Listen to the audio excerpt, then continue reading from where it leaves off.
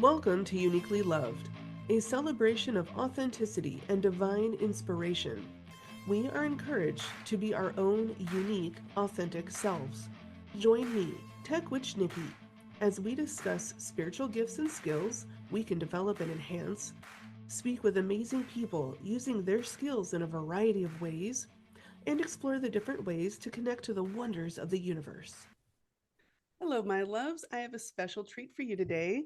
I would like to introduce Matthew Brownstein. He is the CEO of Anahat Education Group and the Executive Director of the Institute of Interpersonal Hypnotherapy. Matthew founded the International Association of Interpersonal Hypnotherapists and onlinemonastery.com, where he teaches the Anahat Meditation System. He is the author of 5 books, including The Sacred Geometry of Meditation, The Sutras on Healing and Enlightenment, and Interpersonal Hypnotherapy. Matthew is a student and teacher of A Course in Miracles and offers free classes on meditation, hypnotherapy, spiritual growth, and life mastery work through the Institute. He is the founder of the Interpersonal NLP Society, Silent Light Publishers, and IGE Business Networking Groups. When he's not working on the vision of Anahat Education Group, Matthew enjoys hiking, kayaking, yoga, and meditation from his home in the Adirondacks Mountains of upstate New York. Matthew, thank you for being here. Welcome to the show. Thank you, Nikki. I appreciate you having me on. So can you tell us a little bit about your personal journey to all the awesomeness that you're doing? Thanks. Yeah, all of those things that you just read about really started with one intense spiritual experience that happened out of the blue when I was 19 years old. I was in college at the time, and for no reason I understood, but I dedicated my life to try to understand it. I went from normal to an experience where there was nothing but light, love, peace, joy, bliss. It was like someone just turned on the light bulb in a dark room, but it was only a glimpse. It only happened that night. And the next morning I woke up and like, where did all the peace and love and joy and bliss and where'd all the light go? And it motivated me enough to change my major in college to become a philosophy major, to think maybe they knew, but the philosophers really had no clue. It was too intellectual. I changed my major to religion, and while they alluded to it, of course, they didn't talk about how to get into it directly again, but that's when I found the mystical branches of the world religions. And essentially I realized, oh, I'm a monk. That's like people who have these experiences quite often end up in monasteries to try to just tap into it again. So I spent actually 5 years of my life living in different spiritual communities, but because it's good to make a living and it's good to get out in the world and help people, I was like, well, what kind of career can harmonize with this deep spirituality that had invaded me? And I chose Chinese medicine as my primary path because I knew this had to do with energy, right? We're talking about light and getting people to open up to their life force energy, which is peace, love, joy, and bliss. But acupuncture wasn't quite the way to do it for me. It's beautiful medicine, but it wasn't my life path. So when I found hypnotherapy, I realized, oh my God, unlike talk therapy, unlike a lot of other modalities, this is a way to go directly to the root cause of the problem that keeps us all from experiencing what I had experienced then. And my whole life became dedicated to helping people to tap into that. And really what I learned is there are blockages to the awareness of love's presence, to quote A Course in Miracles, and hypnotherapy was the most direct way to do that. So I've been doing it for 25 years, but 17 years ago, I opened Florida's first state licensed school for hypnotherapy education, offering legitimate career diplomas in the field. And our model has been raising the standards of hypnotherapy training because the standards have been pretty low, but to also infuse it with a really deep spirituality. So getting the both of like a high level of professionalism with an amazing career, along with allowing a person like somebody even like you, who has, you can tell just your background and everything. And I talked to you once before, somebody who has deep spirituality, but might want to have a career that they could utilize, that has more legitimacy than somebody who maybe just did like Reiki training or something. Like how could you be seeing 20, 25 full paying clients per week, making a really good living? Hypnotherapy just became the path for me to integrate all of this. Fascinating. Now, you also are a Reiki practitioner, are you not? I am. And have you been able to combine the two essentially? You could, but because I went from Reiki training, because I learned there's blocks to the awareness of love's presence, right? So how do you clear the blocks? Well, they're energy blocks. So let me learn Reiki. But that was only an introduction to much deeper work. So when I went to Chinese medical, two different Chinese medical colleges, I learned essentially everything. I mean, it's a lifetime study, but I spent years learning about energy medicine from a Chinese medical point of view. But what I really concluded through all those studies was the mind is the problem. And then I had to ask myself, how does Reiki actually heal the mind? And while yes, level 2 has a way to kind of offer like your own psychic, your own mental thought transfer to the other person, it still wasn't in-depth facilitation work. So I found Reiki wasn't quite enough, and therefore even Chinese medicine wasn't quite enough. What I learned in the history of hypnotism, Franz Anton Mesmer, who kind of founded this whole movement, mesmerism, he had a strong belief that he had this animal magnetic fluid in him, this power, Reiki, that he could transfer to somebody else. But after a lot of people studied Mesmer, they realized, he's not healing through the power of energy. He's healing through the power of the mind. He's healing through the power of belief, imagination, suggestion, and imitation, which is I won't go into now, but suggestion, belief, and imagination. And once, at least personally, I realized healing that, transforming that would transform the energy body. There was no reason in my life's work to work on the energy level anymore, right? So if you say, I've got an energy block causing a certain problem, well, look into that energy block. Like, why did it get blocked? Like, why do your chakras get closed? That really comes down to the mind. And so I saw that even treating the energy body or the chakras was treating symptoms, because you have to ask, why did that get blocked in the first place? All paths generally, and from my experience, lead back to the mind when we're talking about that. Okay. And I know I call it the ego because it's where, it's all of our, preconceived notions and the programming that we grew up with. It's like, oh, you can't do this or you can't do that. It's like, well, why not? And then, it becomes ingrained. And we actually believe it. Yeah, you're right on. It's not just the mind in general that's a problem. You might even say mind is divine, right? Divine mind. Like mind is energy, mind is life force, mind is all of it. So why is mind a problem? It's the ego mind. It's the false self. Like, so when Buddha sat under the Bo tree and he meditated on why are we suffering? How do I relieve suffering? His conclusion essentially was suffering arises because of a false self. In A Course in Miracles, the suffering arises because of the ego. So yeah, you just catch on to the whole problem of like all of human suffering is one thing. It's the ego mind. And it doesn't mean it's bad. It just means there is a problem. We found the problem and we actually have solutions to resolve the problem. It's just that people don't hear the message.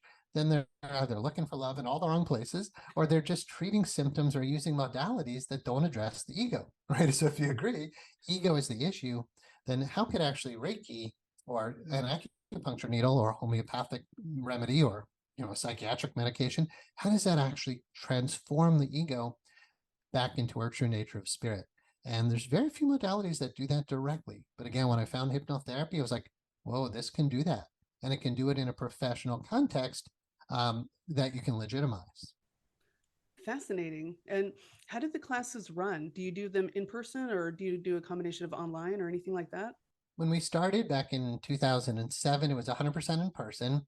But then in 2009, we shifted to a hybrid model of 70% online, 30% hands-on. But then, and that works quite well. We still have that. You can do 70 online, 30 in person. But when COVID hit, we reached out to them after about a year of struggling with being 100% online. We realized, let's just try it. We got approval from the Department of Education to be able to offer entire training 100% online. And it's been great. In fact, our upcoming class, it's enrolling for June. We don't have anybody signing up for in-person. So like, I can do this from my home. I can just sit at my computer and get a whole new career. So we're definitely moving towards just being 100% online, but we still offer the ability to take the training with hands-on practicum hours in Tampa, Florida and Orlando, Florida. Cool. How long is the training usually? It's 500 total hours. So how long that's the core training. You can make it a lot bigger than that. But to go through the core training, 500 hours takes about 10 months or so. That's not bad at all. No, it's for somebody to be able to get a career or an adjunct to an existing career in Mhm. less than a year at a price that's far less than what it would take to get your PhD in psychology or something. Yeah, Mhm. it's my dear teacher, mentor, Mr. Gilboyne. He called it a therapy for the people. It's Mhm. a relatively simple, I mean, 500 hours of training is substantial, but it's a relatively simple thing to learn that can be easily duplicated. I mean, like I want to say easy, but we were able to create through our school duplicable methods that anybody who just goes through the training, passes the test, does the practicum hours, right upon graduation, if they feel confident and ready, they could be out there just seeing clients. And yeah, I was seeing 25 clients a week for almost a decade until I opened the school, then started cutting back. But yeah, incredibly rewarding career that you could have, or again, as an adjunct to what you do, yeah, in less than a year. Wow, that's fascinating. So, Yeah, oh, go ahead. no, no, it's all you. Um, where can people find information about this whole course? Yeah, so instituteofhypnotherapy.com is our primary website. We have open houses for those who might want to get a little bit more interactive. So that'll be on the homepage of instituteofhypnotherapy.com. They could also call the school, of course, at 800-551-9247. And then we have admissions representatives who be happy to talk to you, spend an hour talking to you about hypnosis law, like what are the laws of your state, what credentials do you need to have. You don't need to have any prior degree or any training, but that can limit what you're able to legally do depending on what state you're in. Like if you're not a Okay. medical doctor, there's certain things you can't do. If you're not a psychologist, there's certain things you can't do. Mhm. Florida hypnosis law generally talks about whether it's therapeutic or non-therapeutic. And if it's therapeutic, you just need to get a referral from the appropriate person. So if you're working on pain, you get a referral from the person's doctor. And it's pretty easy to do. So we definitely train people in everything you need to know about how to run this as a business, which includes law, semantics and advertising, ethics, credentialing, having insurance, everything you need on top of the really Mhm. core solid training behind it all. Excellent. So it's completely comprehensive course then. Yeah, it really is. I mean, there's other trainings out there in hypnosis that can be very deeply spiritual, Mhm. where you learn like about past life regression or entities or aliens, and that stuff, is really cool. A lot of people like that, and we do teach that for sure later on in the training. But in the beginning, we really offer the fundamentals, the basics of what is hypnosis? How do we induce this state? How do we know the client's really in this state? What other modalities do we have to help present life issues? I guess people love the past life regression idea, but what about your childhood, right? How much pain is there? So being comprehensive is offering enough modalities that basically you could deal with anything, any issue that the client has when they walk into your office. So yeah, some of the lesser hour trainings that might go into like past life regression, you may be talking 50 hours or something, but Mhm. we're working to raise the standards in the profession. So yeah, 500 hours, extremely comprehensive, Mhm. but yeah, extremely fulfilling for sure. And helping address and heal people at the mind, body, and spirit level, which is amazing. Yeah, that's what amazed me about the work, because let's say somebody came in with headaches and you could give them a medication, all right, if Mhm. you were trained to do that. And what did you really do? Maybe you relieved the symptoms, but now they're needing the medication and nothing else was resolved. You really only treated a symptom. If you Mhm. went to a chiropractor, they might adjust your spine, and maybe it feels better, but your spine goes out of alignment again. So they would bring in like a massage therapist to get those muscles loose. But if you ask the massage therapist, well, why are those muscles so tight? They're going to tell you, oh, well, that's just a lot of emotional pain that's bottled up in there, right? You know that if you mush on the muscles enough, the emotions start to come out, right? And if you just went to like a psychotherapist for your headaches, they're not necessarily going to be able to touch that level at all. In hypnotherapy, we can say, well, what are the emotions, assuming this is psychosomatic, Mhm. what are the emotions underneath the symptom? What are the beliefs or the thoughts in the ego underneath those emotions? What are the past memories that caused that whole pattern? What happened to you as a child? Um, and who are the key relationships in these events? And Mhm. then, of course, when you have all that pain, like you're angry at your dad, he hurt you, you feel powerless, helpless, trapped, unlovable, not good enough. You're scared, you're hurt, you're angry, you're sad. It's affecting your energy body. You're holding all this tension. It's causing disalignments, and now you have headaches. So to be holistic, truly holistic, you have to be able to resolve all those levels. But if you try to collapse the problem from the top, like, well, let's just get rid of the headache, you haven't got rid of the root. If you collapse the problem from the bottom, in what I teach is called interpersonal hypnotherapy, you're going to the very root of why that symptom would be there. And what you find is relationships within memories, with negative beliefs, with negative emotions. You can collapse the whole card house once you get into the subconscious mind and you start dealing with those memories and the relationships. So therefore, the essence of the work is forgiveness.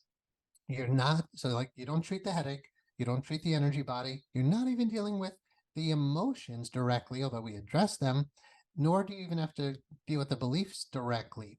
Like beliefs like I'm powerless, I'm helpless, I'm stupid, whatever's held in there.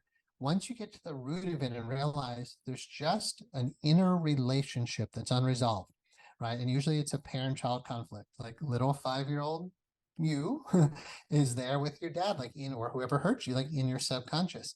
Once we resolve that, and then we clear those negative beliefs, help to remind you who you really are, we guide people into what we call a core state. So once you move through all of that pain, you move into peace, love, joy, bliss, oneness with a healed relationship. So this heals relationships, memories, false thinking, negative beliefs, negative emotions, the energy body, and headaches, or, whatever the symptom would be. To me, that's healing. In my book, The Sutras on Healing and Enlightenment, it says healing and enlightenment are synonymous terms. So again, for me, this work isn't about hypnosis or even healing. My life work is about enlightening humanity to who we really are. And hypnotherapy can not only heal you on all these levels, but when the process is truly done well, you're much more self-realized than you were when you walked in. And yes, that's as holistic as I could ever imagine being. Have you found there to be like any residual, like say the example with the person with headaches, like they still get twinges every now and then, or is it usually just immediate relief and it's gone for good? Yeah. In A Course in Miracles, it teaches, the question is asked in the Manual for Teachers, should healing be repeated? And it says, true healing never needs to be repeated. If you clear the root cause of a problem, it would never come back. But it depends on how you work. If you go to a hypnotherapist who only does pain management, they might be able to get rid of the pain because the root cause is there, it's going to come back. And if you kept doing sessions for pain management, you might be able to get that symptom to go away for good. But what is that root cause going to do? It's got to find some other way to express. So, okay, we weren't allowed to have pain in the head, so we'll just send it down to the GI tract or something, we'll just make it go into your intestines. So you really need to be sure you deal with the root cause. If you clear, again, we're talking about like psychosomatic illness where the emotions, the mind and emotions are causing the problem. If you clear all those negative emotions, they won't come back. If you clear the negative beliefs you hold about yourself, they won't come back. If you clear the memories and forgive, it's a complex process, but you clear the memories and the relationships, there's no reason why that headache would ever come back because of that cause. Now, is there only one blockage and one like root cause in people? I would say no, there's like a handful.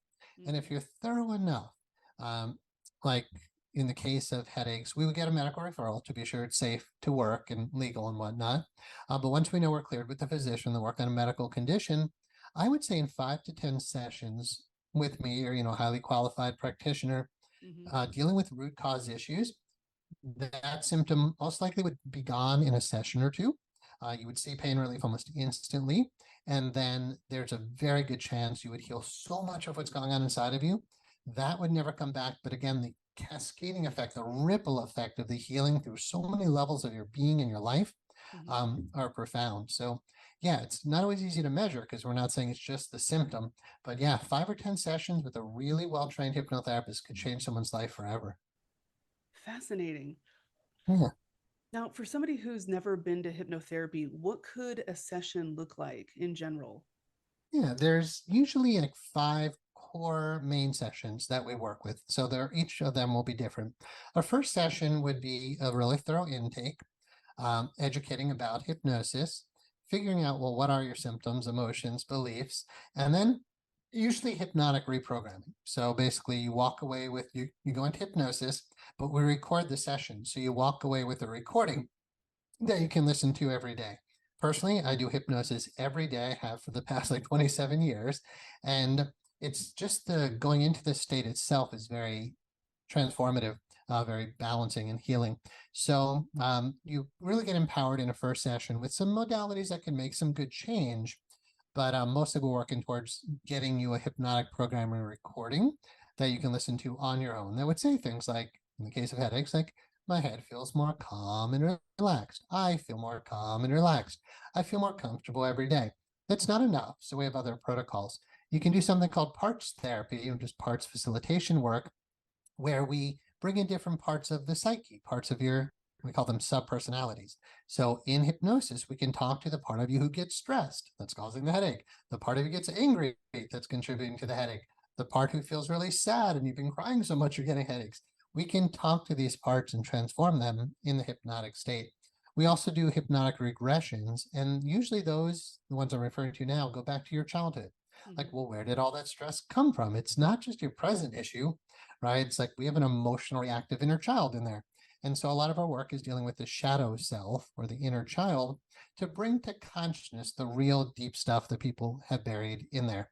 Not necessarily when it's in the realm of psychiatric or a diagnosed mental health condition, but just the average person who has stress and fear and sadness and anger. We go to the root cause of that using hypnotic regression.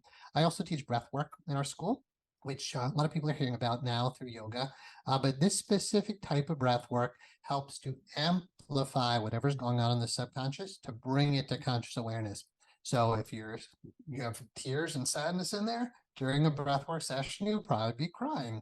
But what happens once the emotion comes up, the memory that causes the emotion follows. Then we jump in with our regression protocol to resolve that. That's 4 main sessions. A 5th session for clients who are open to it might go into the transpersonal spiritual topics, like past life regression is a primary modality. I don't tend to do it as much anymore. I tend, even though I'm deeply spiritual, I tend to really focus on what's the root cause. And the root cause mostly is childhood. But for clients who've done enough inner work, you clear enough present life blockages, sometimes memories start coming up that are not from this lifetime. So it's always fun, we start getting into that kind of thing, but then we're going into past life regression or exploring the life between lives. Like after your past life, after the time of bodily death, what happens to you? And with hypnosis, I can't say we can prove this, but generally we can review a past life and then see what happens next, which is really exciting because then it's like, did you go to heaven? Was there an astral plane? Did you have spirit guides? Were there angels? It's amazing the type of information people report when they start exploring the life in between lives using hypnosis. So it's always going to look different for a client, but I would say those are the 5 main modalities we would apply. Okay, wow. Yeah. That is really awesome. I am going to be putting all the links in the description. So anyone interested in checking any of this out, you can just click the link and go right there. Would you like to talk about any of your books? Yeah, if you want to. So I'll list the 5 and you can tell me which one to go into. So the Sacred Geometry and Meditation, it's meditation based in sacred geometry. The Anahat Meditation System is a novel based on that. Interpersonal Hypnotherapy elaborates on what we were just talking about. There's the Sutras on Healing and Enlightenment that I wrote in the Himalayas in India based on this process. And then there's one other, and then Peace Under All Circumstances. So pick one of those and I'll elaborate for you. How about Peace Under All Circumstances? Sure. I was actually just on a podcast 30 minutes ago talking about it, so it's fresh in my mind. The idea is that, well, first of all, so when I woke up spiritually when I was 19, part of that experience was profound peace. And I was like, that's what I want. I want that no matter what. And I just started asking questions. So the book is subtitled The 10 Questions. And the best questions I found, the first one is, who am I? And if you answer the question improperly, you will end up suffering. But when you answer it properly, it returns you to a state of peace. So number 1 is, who am I, which we can go into. But number 2 is a little bit easier to talk about, which is, can I handle this? So whenever life is giving you a situation, you can just say, can I handle this? If you say no, you're going to suffer, right? You're going to freak out. But if you're like, no, I got this, I can handle this. This is figure outable, is a term I just heard recently. This is figure outable. I can figure this out. That's a movement towards peace. The third question is, can I be at peace with it? So if you can handle it, can you be at peace with it? If you answer no to either of those questions, you're not at peace. So I offer this book for free as an audiobook on YouTube. So anybody can just go listen to it, just Matthew Brownstein, Peace Under All Circumstances. And when you go through all 10 questions while thinking about an issue you have, at the end, if you answered all the questions in the way that leads you to peace, you could only be at peace. And the first question, who am I, deals with the idea that you're not a body, right? You're not your feet, you're not your hands. If we cut off your fingernails, you're still there. If we removed your hands, you'd still be there. So who is that you? If the you is not a body, then is the you your emotional being? And are you your anger? And the book teaches you're not your emotions. And then it goes on to say, are you the ego mind? Are you that thinker who's chattering in your head? That's not the real you either. So if you answer the question, I'm a body, I'm emotions, or I'm the mind, you're going to suffer. If you answer the question, I am the consciousness looking through my own eyeballs, and you learn how to get centered in that consciousness doesn't suffer. So you could call that consciousness the soul or spirit, but no matter what we call it, we're conscious. You can't deny that you're conscious, right? And the consciousness is always at peace. But in yogic philosophy, we talk about getting mixed up with the human and forgetting who you are, right? And in biblical talk, that's like the fall, right? We were in a state of doing good with God, everything was great. And then we went on this long guilt trip. We basically, the fall, right? We get lost. A Course in Miracles calls it the detour into fear. But when you answer the question, who am I, is I am spirit, and you learn how to meditate on spirit. So I like the idea that what is spirituality? It's simply putting your attention on spirit. Anything else is just, the things we do, like beads and candles and the nice stuff in your room. Like that's the external stuff. But spirituality has to be that we're focused on spirit. And who is that spirit? It's us. So the book teaches you to learn how to meditate on your own consciousness as the spiritual being that you are. That center is always at peace. And then the other questions just flow from that. Okay, if I'm a spiritual being having a human experience, can I be at peace with this? Or can I handle this experience? Yes, I can. Can I be at peace with it? Yes, I can. And then other questions are things like, have you suffered enough? Yes, I've suffered enough. Are you willing to let this go? Yes, I'm willing to let this go. Would you rather be right or would you rather be happy? I think I'd rather just be happy. If you answer all those questions properly, you really can't, no matter what's happened in your life, you can't be out of peace for very long because there's always a way to get back to it. That's awesome. And it provides somebody a way to shift their perspective away from, the grr moment or whatever's going on. Yeah, for sure. It's meant to be empowering. But people say like, well, but how could you be at peace? I'm like, they give me examples of, terrible things. I'm like, well, if you don't practice peace before that, then you don't have the ability to get back. Like if you lose a child or there's a major force majeure, hurricane, your home is gone. If you go grab my book after your home is gone, or after you've lost a child or something, you haven't developed that center. So the idea, just like with hypnosis for pain management, if you learn how to use hypnosis to control pain, then someday, if you ever do have pain, you already know how to control it. But while you're in the middle of pain, trying to learn the technique could be hard. So the idea is to practice, like read the book and practice the meditations that it teaches so that you develop that seat of your soul. You develop the seat of higher consciousness. You can be the observer or the witness to watch whatever's happening. And you're like, oh, okay, my home just got rushed away in a flood. Good thing I have peace inside of me because I don't have a home anymore, right? But I do have inner peace. It doesn't say you won't deal with force majeure or that you won't lose someone you love or something like that. It just says what you truly want is found within you as you. And if you find it first, whatever happens, you'll always have that inside of you. Like the teaching doesn't say you'll never have a challenge in your life, right? I still have challenging days, of course, but I could always, like I was just recently, I won't go into details, but I was in a very challenging situation recently, and I just found myself just sitting there watching. I'm like, oh, that's what's happening today. Okay, interesting, right? Just another event happening on the planet. It doesn't matter if it's positive, negative, good, bad. It's like sitting at the beach watching waves go up and down, or watching your stock portfolio go up and down. If you only like when it goes up, you're going to suffer. But if you can just sit back and watch the ups and the downs of life, the ups and downs of your emotions, realizing it's all impermanent, it's all changing anyway. But if you're the unchanging observer to a changing world and you learn how to get in that place first and foremost, it doesn't matter what's happening, not only outside of your skin, but even within your own skin. Like, oh, my heart hurts. Oh, I have a negative emotion. But who has that emotion? Who has that hurt? The conscious observer is the one observing the hurt. As long as you know who you are as a conscious observer, it doesn't matter if you're experiencing hurt or not, because it's not you. My experience is that's the only way to be at peace under all circumstances. You must find the you who is at peace. If not, it's always conditional, right? As long as my home is good and my kids are good and my job is good and the stocks are good, I'll be at peace. We live in an impermanent world. There's no way to make it always be the way you want it to be. So what is really being at peace under all circumstances? Whatever's happening, that's what I want it to happen. It's raining today? Great, that's what I wanted. It's sunny? That's what I wanted. Not having a preference, essentially, right? But if you say conditions must be a certain way for me to be at peace, you're bound to not be at peace. But if all you need to be at peace is whatever's happening, that's what I want to experience. You're golden, no matter what it is. And it's all an experience, and that's why we're here. Yeah. And there's no experience for the soul that's better or worse than any other experience. You could say, oh, it's great to have a lot of money. That's great for the soul. Actually, losing money and going through challenges and filing bankruptcy or whatever it is can be really good for you spiritually. It could be humbling. It could teach you patience. It could teach you perseverance and resilience. Right? In the end, in the deep spiritual traditions, the goal of this life is God.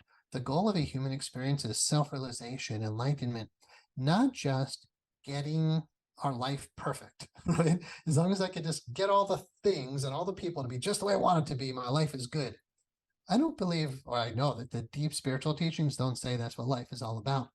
So no matter what you're experiencing, can you use it as a growth opportunity? Can you use it for your own personal spiritual development? Instead of having a preference for it must be a certain way, just, okay, this is how it is today. Can I handle it? Yes. Can I be at peace with it? Yes. And one of the other questions in the book is, what am I feeling right now? Just, oh, I just had this happen to me. Wow, that made my heart feel terrible. But then once you acknowledge, okay, my heart feels bad. Who is observing that? I'm observing the pain in my heart. Can you be at peace with that? Yeah, I can actually. I can allow my heart to hurt. Instead of saying, no, that shouldn't have happened, and no, my heart shouldn't feel bad. He shouldn't have done that, and that shouldn't have hurt my heart. Rather, he did that. That hurt my heart. I'm at peace with that. Right? So even when you're anxious, you can be at peace because you're like, I'm at peace being anxious. I'm at peace being angry. I can let it go and let it move through me, and it actually moves through that much quicker. Yes. Oh, yeah. The more we resist, the more we hold on to it inadvertently. And releasing I say suffering is resistance to what is. Oh, yeah.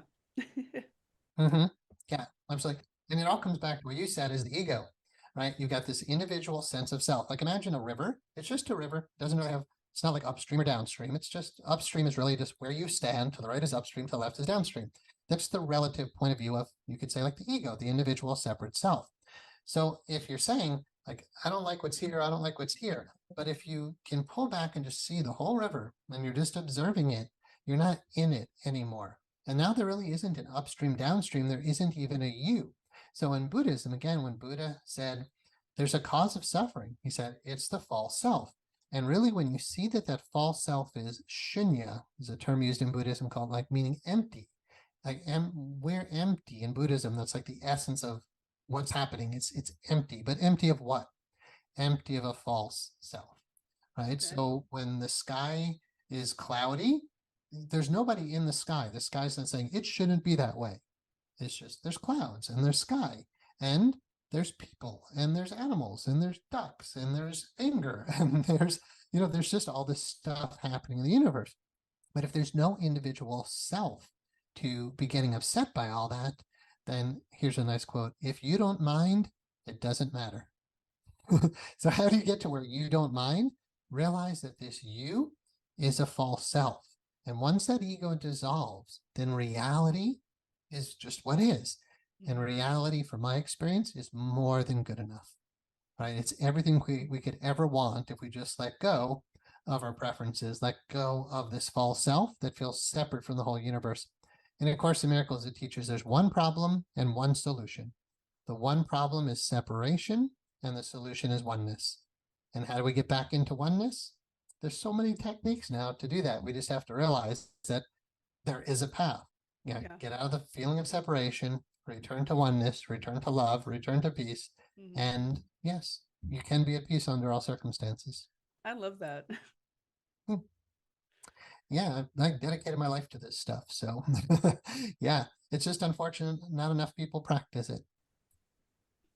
I'm definitely putting that link in the description as well. So all my listeners can definitely watch the video and check everything out and put it into practice, because consistency is key. It really is. Yeah, sure. I mean, I teach meditation, and the first thing I teach is do it. Mm-hmm. Right? So to be consistent means like you have to start like doing something. So if you just read a book once and that's it, any good meditation book should inspire you to meditate. Right? And yeah, you could intellectually understand this stuff, but unless you develop that seed of consciousness, then again, it's all just intellectual. So yeah, consistently meditating can get a person to, and when they say, oh, I can't meditate, that's not true. Just learning the most basic thing, which is just 5 minutes in the morning, 5 minutes in the evening, sit still with a straight spine and watch your breath. Mm-hmm. Like anybody could do that. But yeah, what are we being consistent in? Ideally, some kind of spiritual practice. If not, yeah, it's so easy to get caught up in this world. It is. It really is. And the more we can take even just a few minutes for ourselves to get centered in whatever way that works for us, it just helps so much. Mm-hmm. Absolutely. I couldn't agree more. Thank you so much for being on the show today. It was an absolute pleasure talking to you. Great. My pleasure as well, Nikki. Thank you. And again, all the links will be in the description. Is there anything else you want to put out to anyone? I think we're pretty thorough. The way I usually close my podcast is just to say, stay on the path. A dear philosophy professor of mine, when I said, wow, that class was great, you really changed my life, all he said was, stay on the path. And the idea is there is a path. And like that means like your purpose, your mission, who you really are and what you're meant to do. There's so much suffering when we try to be something we're not. But staying on the path just means like be yourself, find out who you are, find out your purpose, and stick only to that. Just know who you are and know your purpose. Do only that. And life is so much easier than the way most of us humans make it out to be. It is. It truly is. Yeah. Thank you so much. And you have an absolutely fabulous day. Nice. Thank you, Nikki. You as well. Thank you for joining me today as we explore what makes us uniquely loved. Be sure to subscribe. More adventure awaits. For more articles and to work with me as your personal guide, go to www.techwitchlayer.com. Always remember, you are accepted. You are valid. You are loved.